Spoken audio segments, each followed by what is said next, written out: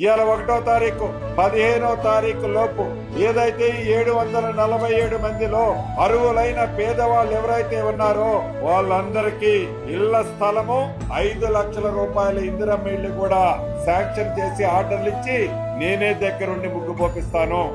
ఈ నెల 1వ తారీఖున ఇదే వేదిక మీద నుంచి మొట్టమొదటిసారిగా వివరాలు అన్ని తెలుసుకున్న తర్వాత నేను స్పందించాను. బాధితులు ఎవరైతే నిజమైన లబ్ధిదారులు నష్టపోయారో నష్టపోయిన ప్రతి వారిని ఈ ప్రభుత్వం ఆదుకుంటది అని ఆనాడు 15 రోజుల లోపే అంటే 15వ తారీఖు లోపే మళ్ళీ ఇక్కడ మీటింగ్ పెట్టి లబ్ధిదారుల్ని ఫైనల్ చేసి అర్హులైన ప్రతి పేదవాడికి ఆదుకుంటది, సహాయం చేస్తది, తప్పకుండా మీ కోసమే ఒట్టిగా పోనీరు అని చెప్పడం జరిగింది. అన్నమాట ప్రకారం ఈ ప్రభుత్వం 311 మందికి ఇళ్ల స్థలము ఇల్లిస్తూ వారి గ్రామాల్లో ఇళ్ల స్థలం ఎవరికైతే ఉందో వారికి ఇల్లిచ్చే కార్యక్రమాన్ని ఈనాడు మనం ఫైనల్ చేసుకోవడం జరిగింది.